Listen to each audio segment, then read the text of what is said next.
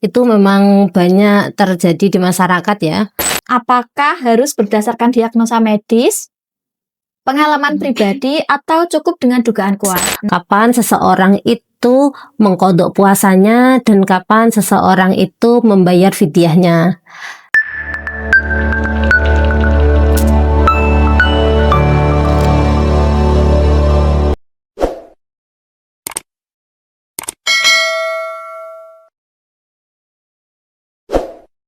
Assalamualaikum warahmatullahi wabarakatuh.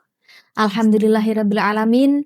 Segala puji bagi Allah Subhanahu wa taala yang telah melimpahkan nikmat iman, nikmat Islam, dan kesempatan bagi kita untuk berada dan kembali pada bulan suci Ramadan ini.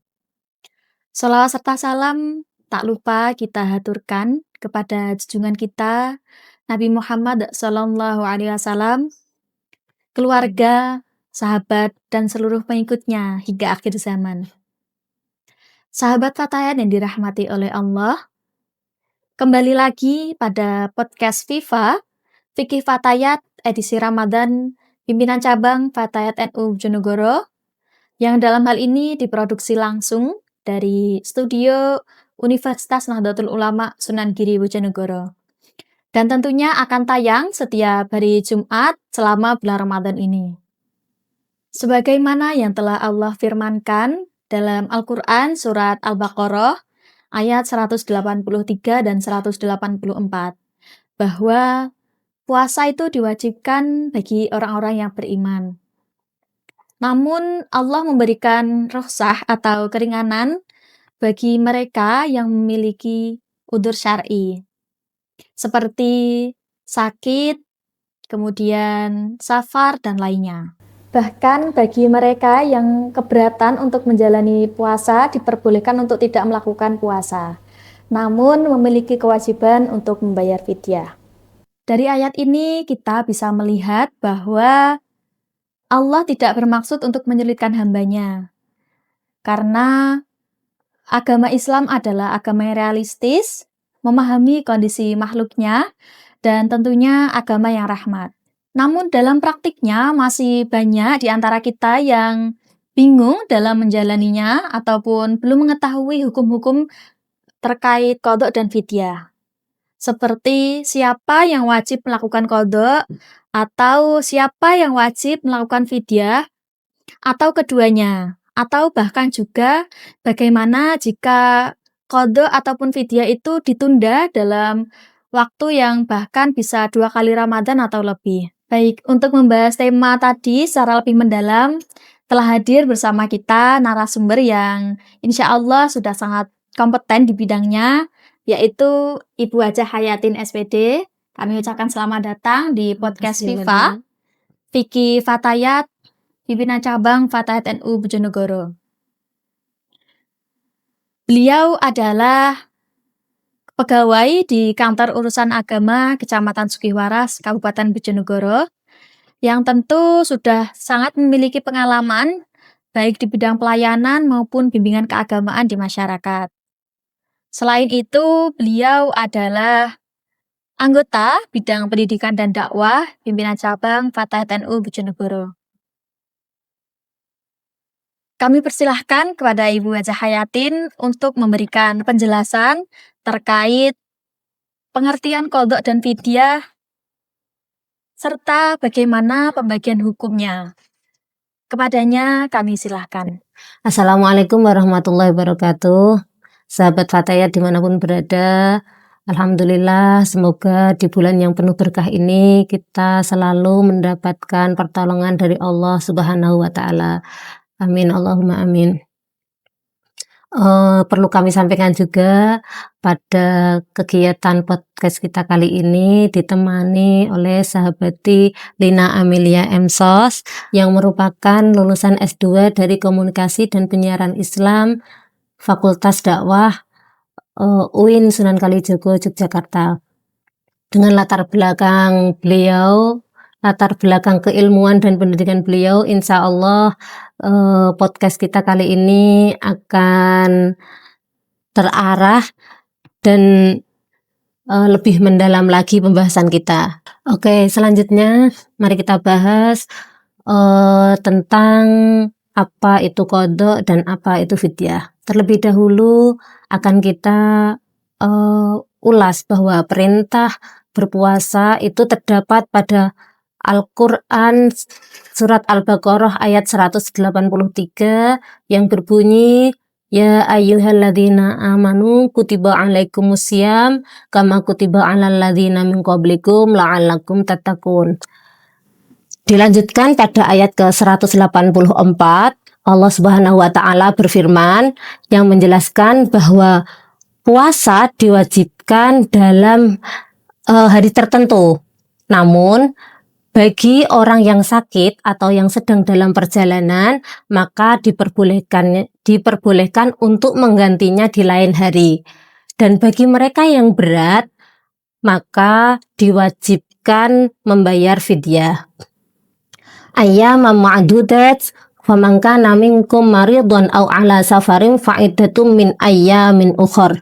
Wa 'alal ladzina yutiqunahu fidyatun ta'amu miskin faman tatawwa'a khairan fahuwa khairul lah wa an tasumu khairul lakum in kuntum ta'lamun. Di sini kita akan membahas kapan seseorang itu mengqadha puasanya dan kapan seseorang itu membayar fidyahnya. Di sini kita mengambil referensi dari kitab Taqriratus Sadidah. Disebutkan bahwa orang yang berbuka puasa itu mempunyai 4 konsekuensi tergantung alasan berbukanya. Aqsamul iftar bi'tibari ma yalzamu bisababihi arba'atun. Yang pertama, ma yalzamu fihil qada wal fidyah. Orang yang wajib qada dan wajib fidyah. Bahwa isnani, ada 2 orang. Yang pertama, al-iftar li khaufin ala ghairihi. Dia itu berbuka karena takut kepada selain dirinya. Kafitril hamili ala janiniha wal murdi'i li khaufiha ala rodi'iha. Seperti orang yang hamil yang takut kepada janinnya atau orang yang menyusui karena takut kepada anak yang disusuinya. Amma idza aftarata khaufan ala anfusihima wa ala tiflihima falaisa alaihima ilal qada'u faqat. Akan tetapi apabila dia itu khawatir terhadap dirinya sendiri atau terhadap dirinya dan anaknya, maka ia hanya diwajibkan qada, tidak wajib fidyah. Yang kedua, ma yalzamu fihil qada dunal fidyah. Kal mughma alaih wa nasin niyati wal muta'addi bifitrihi bighairi jima'in. Yang kedua, orang yang wajib qada tidak wajib fidyah, seperti orang yang hilang akal dan orang yang lupa tidak niat di malam hari, dan yang ketiga, orang yang sengaja berbuka selain jima. Yang ketiga, ma yalzamu fihil fidyah dunal qada. Orang yang wajib fidyah tidak wajib qada. Kasyaikhin kabirin wal maridil ladzi la yurja bur'ahu. Seperti orang tua renta yang sudah tidak kuat untuk berpuasa, dan orang yang sakit yang tidak bisa diharapkan lagi sembuhnya, maka orang tersebut wajib fidyah, tidak wajib qada. Dan yang terakhir, ma yalzamu fihil qada walal fidyah. Dan yang terakhir, ma la yalzamu fihil qada walal fidyah, yaitu orang yang tidak wajib qada dan juga tidak wajib fidyah. Kafitril majnuni ghairul muta'addi bi majnunihi. Seperti orang gila yang tidak disengaja kegilaannya. Demikian 4 konsekuensi yang harus ditanggung apabila seseorang itu berbuka tergantung alasannya. Terima kasih. Ya, terima kasih sahabat Hayatin atas penjelasan yang sangat runtut ya. Jika boleh saya simpulkan dari penjelasan sahabat tadi, bahwa qadha itu artinya mengganti puasa di hari lain bagi mereka yang memiliki udzur sementara.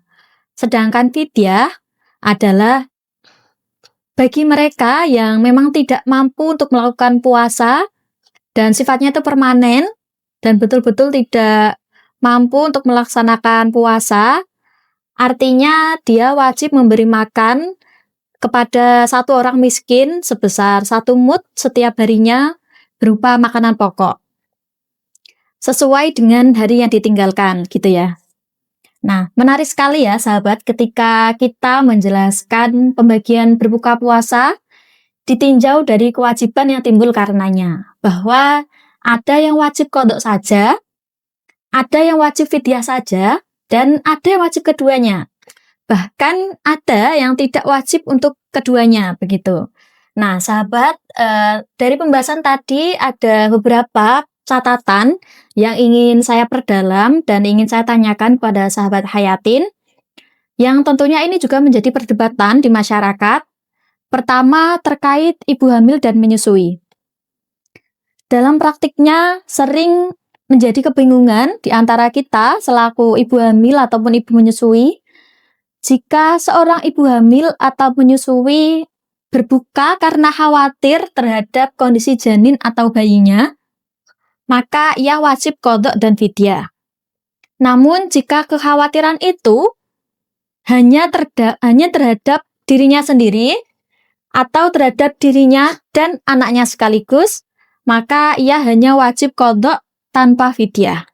Nah, pertanyaannya, bagaimana cara kita bisa memastikan batas khawatir terhadap diri sendiri dan khawatir terhadap anak itu? Apakah harus berdasarkan diagnosa medis, pengalaman pribadi, atau cukup dengan dugaan kuat? Nah, monggo sahabat bisa dijelaskan terkait pembahasan ini ya. Oke. Terima kasih sahabat Lina. Di sini dijelaskan dalam kitab I'anatul Talibin juz 2 bahwa ai bi khaufin mu'tabarin wa huwa makana ala ghalabati dhanni la wahmin wa yu'rafu dzalika bitajribatin au ikhbarin tabibin shadiqin. Jadi orang yang takut atau khawatir terhadap anaknya atau dirinya tadi, yang ketika dia itu berpuasa nanti akan menimbulkan penyakit baru atau lama sembuhnya, itu tergantung dengan dugaan yang kuat. Ghalabatu dzon, bukan sekedar waham atau persangkaan saja atau prasangka yang lemah. Dan dugaan kuat itu biasanya kita ketahui melalui pengalaman pribadi, terus kebiasaan yang terjadi, dan keterangan dokter yang ahli di bidangnya. Oke. Sampun sahabat? Ya, seperti itu. Oke, selanjutnya ada juga tadi catatan saya yang ingin saya tanyakan selain pembahasan terkait ibu hamil dan menyusui ya. Yakni bagaimana hukum seseorang yang dia itu sebenarnya mampu untuk mengqadha puasa, namun ia menunda hingga masuk Ramadan berikutnya tanpa udzur yang dibenarkan. Nah, apakah selain tetap wajib qadha, ia juga wajib membayar fidyah? Lalu bagaimana cara kita menghitung fidyahnya jika penundaannya itu sampai 2 Ramadan atau bahkan lebih gitu sahabat? Monggo disilahkan. Menurut Imam Syafi'i disebutkan al-fidyatu tatakarroru bitakarruris sinin. Jadi fidyah itu berulang dengan berulangnya tahun. Misalnya ada seseorang mempunyai hutang puasa 4 hari dan ditunda sampai lewat 2 Ramadan tanpa udzur, maka perhitungannya 4 hari kali 2 tahun. Berarti dalam 1 hari tadi 1 mud, berarti dia harus membayarnya 8 mud. Seperti itu. Oke, baik. Berarti tergantung dia itu menunda ataupun punya hutangnya itu berapa kali, nanti tinggal dikalikan gitu ya sahabat. Iya, betul.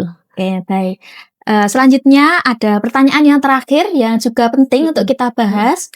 yakni dalam konteks praktik keagamaan yang tentunya beragam di masyarakat, kapan sebenarnya fidyah itu menjadi kewajiban yang harus dibayarkan ataupun ditunaikan, kemudian bagaimana standar konversi satu mud yang dapat dipertanggungjawabkan secara ilmiah di Indonesia. Karena kita sendiri tahu ya bahwa di Arab ataupun di Indonesia ini kan juga sudah negara yang berbeda, sehingga mungkin konversi satu mud itu juga berbeda gitu. Selanjutnya yang terakhir, bagaimana konstruksi hukum bagi orang yang kehilangan akal atau berada dalam kondisi tidak disengaja sehingga tidak berpuasa. Kemudian apa argumentasi usul fikih yang mendasari bahwa dalam situasi tertentu mereka itu tidak lagi dibebani baik qadha ataupun fidyah. Sahabat Hayatin, kami silahkan untuk menjawab terkait pertanyaan tadi ya. Oke. Disebutkan juga dalam i'anah wa yajuzu taqdimuhu min awalil fitri liwujubis sabab. Jadi diperbolehkan menyegerakan membayar fidyah sejak awal berbuka. Dalam i'anah disebutkan bahwa wa yajuzu taqdimuhu min awalil fitri liwujudis sabab. Diperbolehkan menyegerakan membayar fidyah karena sebab kewajibannya itu sudah ada. Jadi hari ini dia tidak puasa, maka di hari itu juga dia boleh segera untuk membayar fidyah.